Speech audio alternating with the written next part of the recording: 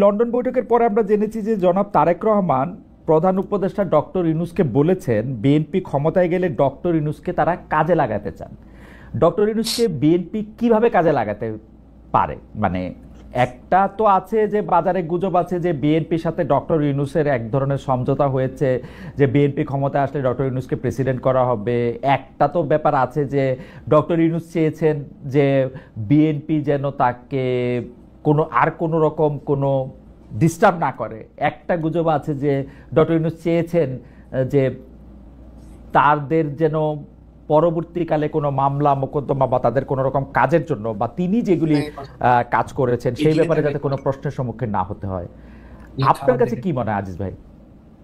ধন্যবাদ আপনাকে। লন্ডন বৈঠকে আপনি যতগুলি কথা বললেন, আপনাকে যদি বলি সূত্র কি আপনি বলতে পারবেন। 1 ঘন্টা 20 মিনিট কথা হয়েছে, দ্বিপাক্ষিক কথা হয়েছে, এখানে তৃতীয় ব্যক্তি ছিল না।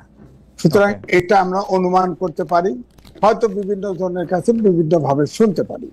যেমন আপনি বললেন যে ডক্টর মোহাম্মদ ইউনূসকে হয়তো ব্যবহার করা হতে পারে, এটা বলেছে আপনার আপনার বিএনপির আপনার স্পোকসম্যান, তিনি বলেছেন। তা এখন ব্যাপারটা হলো যে ডক্টর মোহাম্মদ ইউনূস বিশ্বব্যাপী অত্যন্ত খ্যাতিসম্পন্ন লোক, তাকে কিন্তু ব্যবহার করা। আজিজ ভাই একটু পরিষ্কার হয়ে নি, মানে বিএনপির স্পোকসপারসন যদি বলে থাকে যে ওই বৈঠকে এই কথা হয়েছে ডক্টর ইউনূসকে বিএনপি কাজে লাগাতে পারে, তাহলে আর আমরা কার সূত্রের জন্য অপেক্ষা করব? মানে কোন সূত্র? না, সূত্র হলো আমি যেটা বলছি যে একান্তে 2 জন ব্যক্তি রুদ্ধদ্বার বৈঠক করেছে, সেখানে তাহলে ওই বিএনপির সূত্র থেকে অর্থাৎ তারেক রহমানের সূত্র থেকেই তিনি পেয়েছেন, নাইলে বললেন আমি তাও ধরে তা ধরে। কিন্তু আমার বক্তব্য হচ্ছে ধরেন একটা নির্বাচন যদি হয় তাহলে ইউনূস সাহেব তার ক্ষমতায় থাকছেন না। তিনি যেভাবে ইন্টারন্যাশনাল ফিগার এবং তার বক্তৃতার টাকা পয়সা দিয়ে head of state, head of government শোনে, সুতরাং তাকে তো ব্যবহার করাই যায়। তিনি আমি তো যখন ডক্টর মোহাম্মদ ইউনূস আওয়ামী লীগের সময় 6 তলায় হাঁটায় উঠায় লিফট বন্ধ করে, তখনও বলছি যে তিনি জাতীয় সম্পদ, তাকে তো আমরা জাতীয় স্বার্থে ব্যবহার করতে পারি, কারণ তার তো সারা বিশ্বব্যাপী কানেকশন আছে। এখন অন্তর্বর্তী কি আসলে কি ব্যবহার করতে আমি বলতেছি, সে অন্তর্বর্তীকালীন সরকারের এখন প্রধান, তিনি তার পরিচয় কিন্তু এখন কাজে আসছে না। কারণ অন্তর্বর্তীকালীন সরকার যে সবাই দেখা হলে বলে সাহায্য করব, যে সাহায্য চান, কিন্তু কেউ সাহায্য করে না, কারণ প্রত্যেকের পুঁজির কিন্তু নিরাপত্তা চায়। অন্তর্বর্তীকালীন সরকারের কাছে সেই নিরাপত্তা কোনো দেশই আস্থা রাখতে পারে না। এই জন্য তিনি কিন্তু কোনো কিছু জেনারেট করতে পারছেন না, কোনো বিনিয়োগ নাই, কোনো ব্যবসা নাই। সেই প্রসঙ্গে আমরা আসবো আজিজ ভাই, সেই প্রসঙ্গে আমরা আসবো। আপনি আমাকে বলেন তো যে ডক্টর মোহাম্মদ ইউনূস কি জনাব তারেক রহমানের কাছে চাকরি চাইছেন? না, আমার তো মনে হয় না। তাহলে মানে বিএনপির স্পোকসপারসন যখন এই কথা বললো, তাহলে এইটার মানেটা কি, এটা ইন্টারপ্রিটেশনটা কি? মানে ডক্টর মোহাম্মদ ইউনূসকে বিএনপি কাজে লাগাতে, আমার অনুমান হচ্ছে ডক্টর মোহাম্মদ ইউনূসকে কোনদিন বিএনপি প্রেসিডেন্ট হিসেবে নেবে না। ওকে, কারণ তিনি ডক্টর মোহাম্মদ ইউনূস তিনি এমনই প্রকৃতির মানুষ, আমার ধারণা হয়েছে তাকে নিলেই এই সরকারকে সে যা মনে চায় তাই করতে থাকবে, সে কারো কথা শোনে না।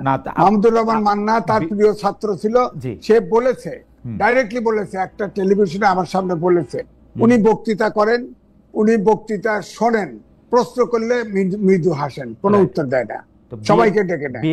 বিএনপি তাহলে মোটামুটি ভাবে একজন আজ্ঞাবহ প্রেসিডেন্টই চায়, মানে ডক্টর মোহাম্মদ ইউনূস যেহেতু তার কথা শুনবেন না। না, আজ্ঞাবহ বলছে না, কারণ বিএনপি তো তার 31 দফা সংস্কারে তো বিএনপি প্রেসিডেন্ট এবং প্রধানমন্ত্রীর মধ্যে ক্ষমতার ভারসাম্য চেয়েছে, হয়তো চাইবে, কিন্তু ডক্টর মোহাম্মদ ইউনূসের সাথে যদি আপনার প্রেসিডেন্ট তাকে বানাতে চায়, সে প্রধান শর্ত দিবে যে সরকার আমি প্রেসিডেন্ট ভেঙে দেওয়ার ক্ষমতা, এই ক্ষমতা দিতে হবে। সুতরাং এটা তো তাকে অ্যালাউ করা যাবে না। তাহলে আমরা বিএনপি স্পোকসপারসনের কাছ থেকে যে শুনলাম যে ডক্টর মোহাম্মদ ইউনূসকে আমরা কাজে লাগাতে পারি, তাহলে সেটা কি কাজ? না, তিনি সারা বিশ্বে ধরেন ওয়েলফেয়ার, বাংলাদেশের ওয়েলফেয়ারের জন্য তাকে ব্যবহার করতে পারে, ধরেন ওয়ার্ল্ড ব্যাংক, বিদেশি প্রতিষ্ঠান, রাষ্ট্রনায়ক, হেড অফ স্টেট, বিভিন্ন জায়গায় আমরা উন্নয়নশীল দেশ হিসেবে যেখানে তার লবি করা দরকার, ধরেন বাংলাদেশের প্রেসিডেন্টের বিশেষ দূত থাকলো বা প্রধানমন্ত্রীর বিশেষ দূত থাকলো বা বাংলাদেশের বিশেষ দূত থাকলো, বাংলাদেশের পক্ষে তিনি সারা বিশ্বের অপিনিয়ন তৈরি করলো বা বাংলাদেশের স্বার্থে কাজ করলো, সেটা হতে পারে। তবে তারা কি বলেছে সেটা তো আমরা জানি না। দ্বিপাক্ষিক আলোচনায় আমরা অনুমান করতে পারি।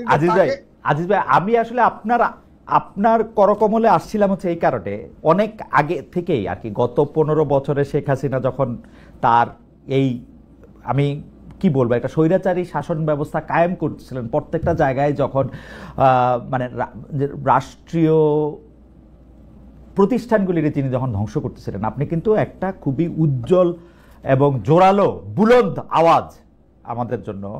আমি যেই কারণে জিনিসটা বুঝতে চেয়েছি সেইটা হইলো যে বিএনপির স্পোকসপারসন যখন ডক্টর ইউনূসকে কাজে লাগাতে পারে বলে এরকম একটা বলে, এবং আমরা যখন দেখি হঠাৎ করে বিএনপি এবং ডক্টর মোহাম্মদ ইউনূসের মধ্যে একটা খুব ভালো সম্পর্ক হয়ে গেছে, সেই সম্পর্কটার জের ধইরা আবার অনেক ধরনের প্রতিক্রিয়া হচ্ছে, সেগুলো আমরা পরে আসবো, তখন এই বার্তাটা আসলে কি বার্তা ইউনূসকে কাজে লাগানো যেতে পারে? Either way doctor Muhammad Yunus Tarique Rahman সাহেবের সাথে দেখা করে বলছেন যে আমি আপনার বিশেষ দূত হইতে চাই, আপনি যখন ক্ষমতায় আসবেন আপনার আম্মাকে আমার সালাম দিবেন। অথবা হইতে পারে যে তারেক রহমান সাহেব ইউনূস সাহেবকে বলছেন যে প্রফেসর সাহেব আপনি ঠাইকা যান আমরা যখন আসবো। এইদার ওয়ে বিএনপির মেসেজটা তো তাই না, নাকি আসলে কি আপনি কি? না সেটা আমরা জানি না তো কি মেসেজ। তবে আমি এইটা বলতে পারি, আমি কিন্তু ডক্টর মোহাম্মদ ইউনূসের পক্ষে টকশো করেছি, আমি লিখেছি, কাল বেলাতে ছাপা হয়েছে, আমি অনেক রিকোয়েস্ট করে ফেলেছি। আমার একটাই বক্তব্য হচ্ছে ডক্টর মোহাম্মদ ইউনূস আমাদের জাতীয় সম্পদ, সুতরাং তাকে ব্যবহার করা যায়, সে দেশের সাথে কাজ করতে পারে। আমি এটাই বোঝাইতে চাইছি যে শেখ হাসিনা তাকে রাষ্ট্রের জন্য ব্যবহার করলো না, এবং ব্যবহার মানে কি, এটা তো খুবই দুর্ব্যবহার করলো, লিফট বন্ধ করে 6 তলায় উঠালো, লিফট বন্ধ করে। আমি তখনই আমি লিখেছি, তখনও তার পক্ষে আমি স্ট্যান্ড নিয়েছি। কিন্তু এখন যেটা দেখতে পাচ্ছি, আমার কাছে মনে হয়েছে খুব নরম স্বৈরাচার। তিনি নিজের ক্ষমতার বাইরে কিচ্ছু করতে রাজি না, আমার কাছে এটাই মনে হয়েছে। লন্ডন ডক্টর মোহাম্মদ ইউনূস হচ্ছে নরম স্বৈরাচার। এই প্রসঙ্গে আমরা নিশ্চয়ই পরে আবার আসবো।